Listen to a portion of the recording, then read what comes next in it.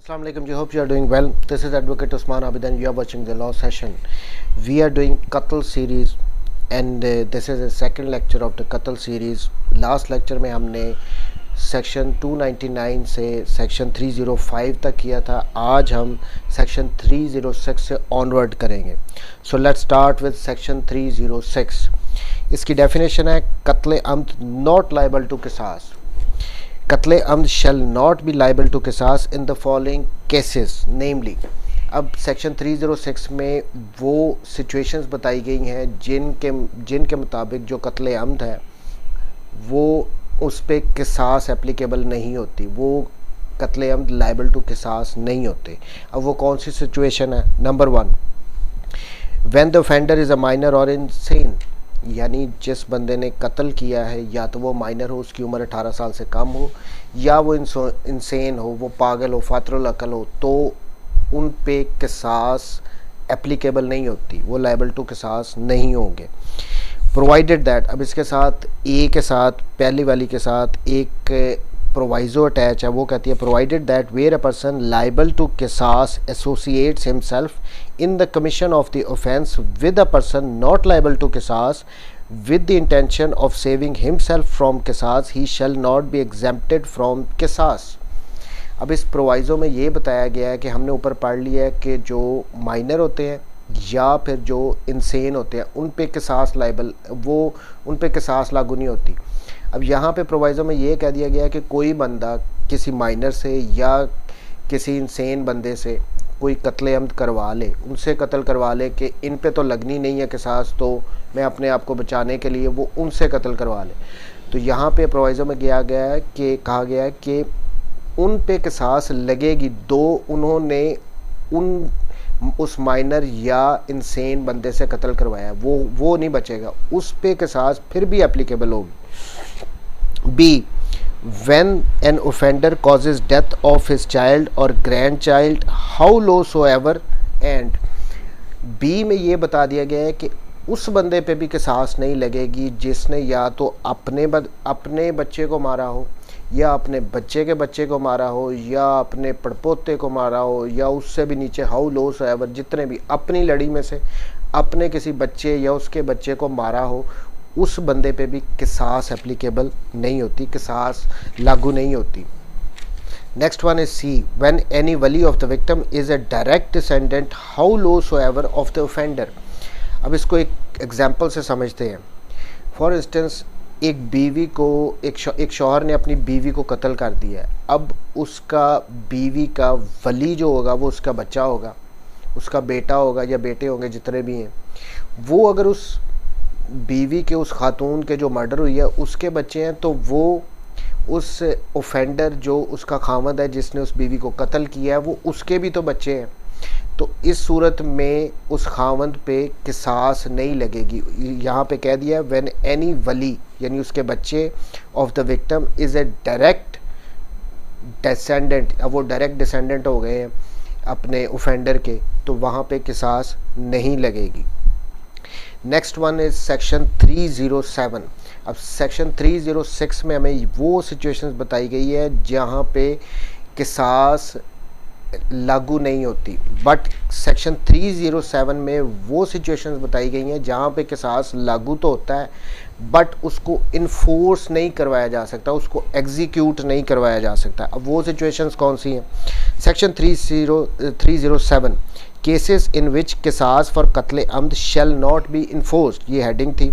Number 1, किसास for कत्ल अम्द shall not be enforced in the following cases namely A. Number 1, when the offender dies before the enforcement of किसास, यानी जिस पे किसास लगानी थी, जब उस पे बतौर किसास उसको डेथ की पनिशमेंट देनी थी उससे पहले ही वो खुद ही फौत हो जाए, खुद ही मर जाए, उसकी डेथ हो जाए, तो फिर वो ऑब्वियसली वो एग्जीक्यूट तो नहीं हो सकती, वो इन्फोर्स तो नहीं हो सकती किसास.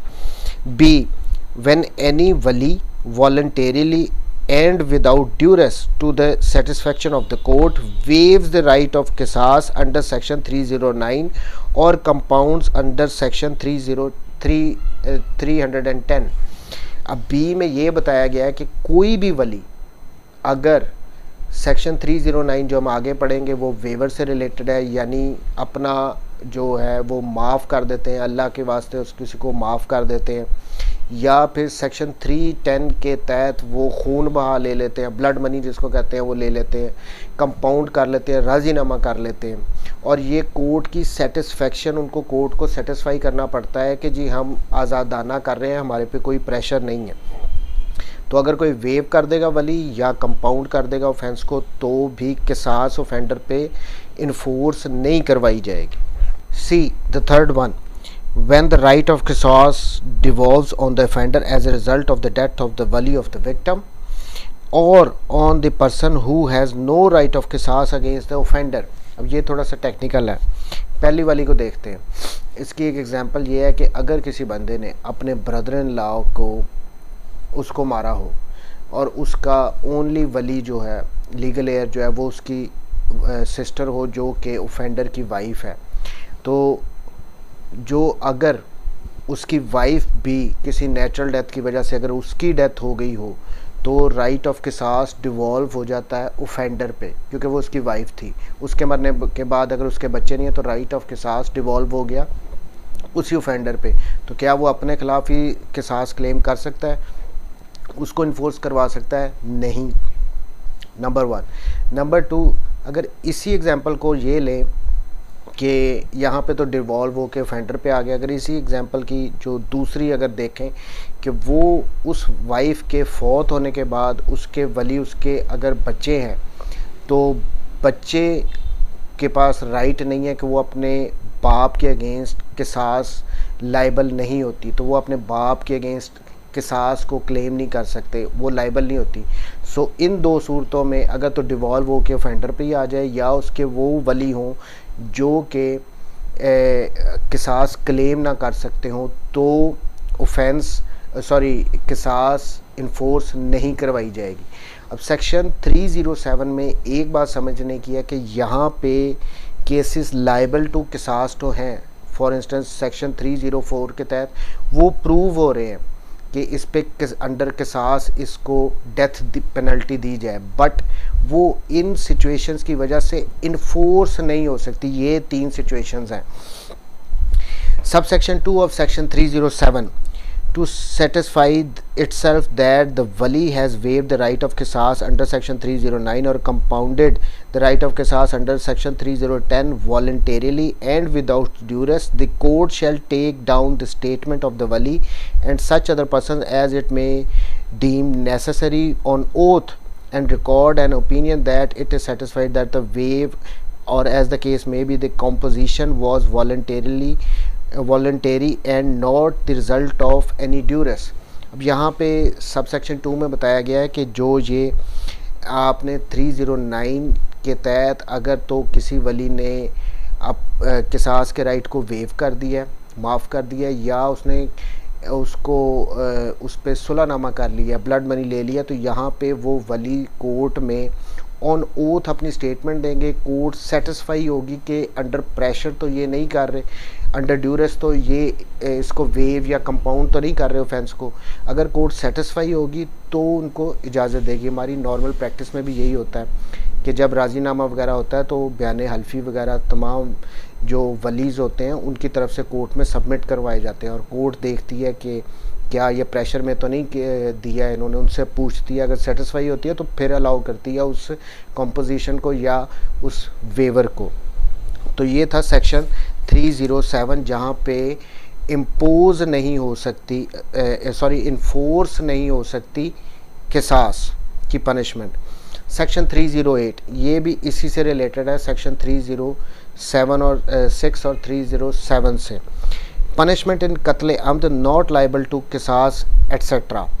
Number 1, where an offender guilty of qatl amd is not liable to qisas under section 306, यानी उस पे किसास लग ही नहीं सकती, एप्लीकेबल ही नहीं हो सकती, और द किसास is not enforceable under clause C of section 307, या जो हमने सी पढ़ी है 307 की, जिसमें वो डिवॉल्व हो के आ जाता है किसास का राइट ऑफेंडर पे ही, या किसी ऐसे बंदे पे जो किसास का राइट रखता ही नहीं है ऑफेंडर के अगेंस्ट, ये सेक्शन 307 की सी में।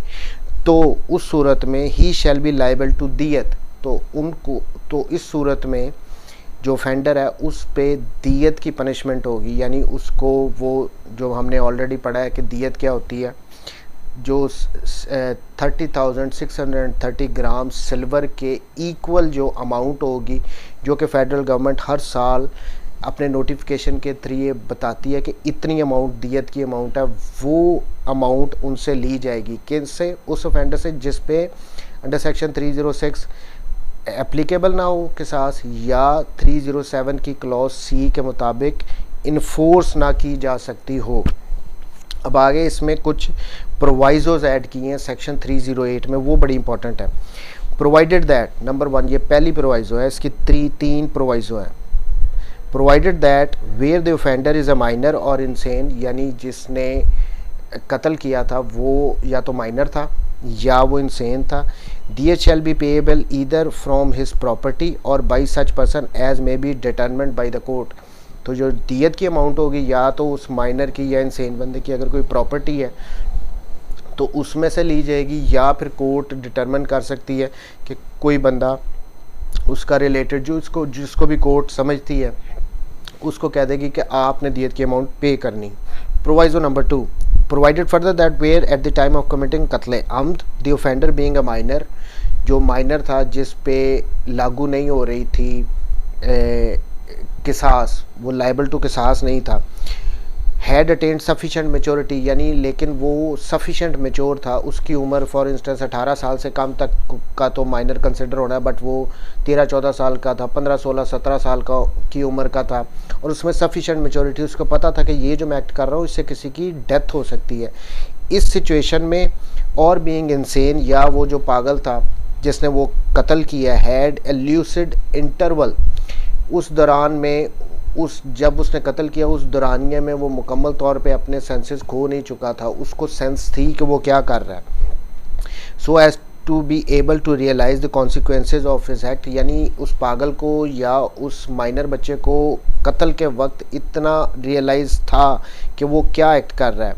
ही may also be punished with imprisonment of either description for a term which may extend to 25 years as ताज़ीर, तो इनको दियत के साथ साथ इनको 25 साल की सज़ा भी कोर्ट दे सकती है। Next proviso, provided further that where किसास is not enforceable under clause C of section 307, यानी सेक्शन 307 के सी क्लॉज के तहत अगर तो किसास इन्फोर्सेबल नहीं थी, वो लाइबल टू किसास तो था ऑफेंडर, बट वो इन्फोर्सेबल नहीं थी क्योंकि वो डिवॉल्व हो के राइट किसास का उसी ऑफेंडर पे आ रहा था, या किसी ऐसे बंदे पे डिवॉल्व हो रहा था जो अगेंस्ट ऑफेंडर राइट ऑफ किसास रखता नहीं था। इन दोनों सूरतों में the offender shall be liable to दियत ओनली, तो दियत की सिर्फ सज़ा उसको दी जाएगी ऑफेंडर को। कब? इफ़ देयर इज़ एनी वली अदर दैन द ऑफेंडर, तो अगर ऑफेंडर के अलावा कोई वली है तो सिर्फ दियत की सज़ा होगी। And if there is no वली, और अगर वहाँ कोई वली नहीं है और उसका अदर दैन द ऑफेंडर यानी डिवॉल्व हो के अगर वो ऑफेंडर पे ही आ रही है, he shall be punished with the imprisonment of either description for a term which may extend to 25 years as ताज़ीर, तो उसको 25 साल तक की सज़ा दी जाएगी। तीसरी प्रोवाइजो में ये कह दिया गया है कि अगर 307 की क्लॉज सी के तहत किसास इन्फोर्स नहीं की जा सकती, तो अगर तो कोई वली है तो उसको सज़ा ओनली दियत की दी जाएगी ऑफेंडर को। अगर कोई भी वली ना हो, डिवॉल्व हो के उसी ऑफेंडर पे आ रही हो, तो उसको 25 साल तक की सज़ा दी जा सकती है। सब क्लॉज 2 ऑफ सेक्शन 308 की, notwithstanding anything contained in subsection 1, the court having regard to the facts and circumstances of the case, in addition to the punishment of diyat, may punish the offender with imprisonment of either description for a term which may extend to 25 years as ताज़ीर। अब यहाँ पे sub clause 2 में 308 में ये बता दिया गया है कि क्लॉज ए में जो कुछ भी कहा गया है कि इतनी इतनी सज़ा दी जा सकती है, अगर जो भी ऊपर प्रोवाइजोज में बता दिया गया, यहाँ पे ये कह दिया गया है कि दियत के साथ साथ अगर केस के फैक्ट्स एंड सर्कमस्टांसेस इस तरह के हैं तो कोर्ट सिर्फ दियत नहीं, दियत के साथ 25 साल तक की सज़ा भी दे सकती है। अगर हम इसको टोटल इस सेक्शन को सिंप्लीफाई करें तो हम कह सकते हैं ये क्लॉज 2 में निचोड़ है कि सेक्शन 306 या सेक्शन 306 में अगर लाइबल टू किसास नहीं है ऑफेंडर, और 307 में की क्लॉज सी में अगर किसास इन्फोर्स नहीं की जा सकती, इन दोनों सिचुएशन में दियत प्लस कोर्ट 25 ईयर्स तक की पनिशमेंट एज ताज़ीर दे सकती है। तो ये था जी आज का lecture. I'll see you in next lecture of the Qatl series. Thank you very much जी, टेक केयर, अल्लाह हाफ़िज़।